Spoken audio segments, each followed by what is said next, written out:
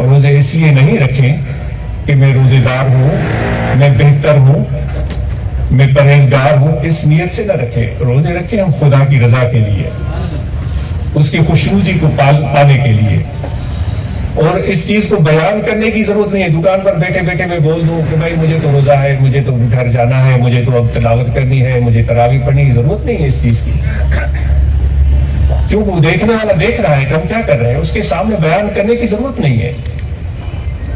لیکن جو ہماری ذمہ داری ہے وہ بھی بھرپور طریقے سے ادا کریں. ملازمت پیشہ لوگ ہیں، وہ آفس میں جاتے ہیں، تو رمضان کے دنوں میں وہ اور بھی زیادہ مہربان بن جائے. تو لوگ جو باہر سے آتے ہیں روزے کی حالت میں ہوں یا جیسے بھی ہوں، ان کے کام ہو جائیں.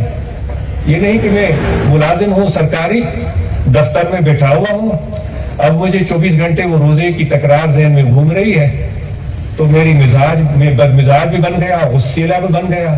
جو آیا اس پر ان کے ساتھ اچھا رویہ بھی نہیں رکھا، اور میں سوچ رہا ہوں کہ میں یہ کام ہو یا نہ ہو، مجھے تو وہاں جانا ہے، افطار کا سامان لینا ہے، مجھے سالن لینا ہے، مجھے فروٹ لینا ہے. پھر بھاگم دوڑ لگی ہوئی ہے، اور روڈ پر گاڑیاں بھگا رہے ہیں، اور ہارون پہ ہارون دے رہے ہیں، اور پھر غصہ کر رہے ہیں، اور پھر بدشد الفاظ بھی ہم بول رہے ہیں. نرمی تو ہمارے اندر ہے ہی نہیں. پھر یہ کیسا روزہ ہوا دوستو؟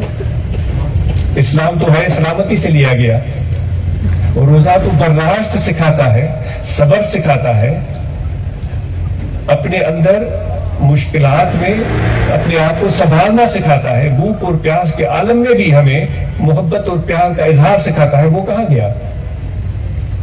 تو وہ آفس میں بیٹھ کر لوگوں کے ساتھ لڑتا رہا اور ان کا کام نہیں کیے، اور یہ کہتا رہا مجھے تو روزہ ہے. تو دوستو یہ کیا ہمیں یہ چیز ان ملازمت پیشہ الفاظ دوستوں سے گزارش ہے، کیا ہمیں یہ مناسب لگتی ہے؟ ویسے 8 گھنٹے بیٹھتا تھا، اب روزے کی وجہ سے 3 گھنٹے کے بعد بھاگ گیا. وہ بیچارے آفس میں لوگ دور دراز سے آئے، وہ دھکے کھا رہے ہیں. یہ ہمیں چیز زیب نہیں دیتی. یہ رمضان شریف کا احترام ہم نہیں کر رہے ہیں. آج امید کرتا ہے کہ اگر وہ شخص وہاں روزے کی حالت میں بیٹھ کر کسی مشکل والے کی مشکل کو آسان کر دے تو خدا کی مدد اس کے ساتھ ہو جائے گی، اللہ تعالیٰ اس کا مددگار بن جائے گا. ہم کہتے ہیں نا اللہ ہمارا حامی و ناصر ہو. آپ چاہتے ہیں کہ اللہ تعالیٰ ہمارا مددگار ہو؟ ہم اگر چاہتے ہیں کہ اللہ ہمارا مددگار بن جائے تو یہی طریقہ ہے کہ ہم لوگوں کے مددگار بن جائیں.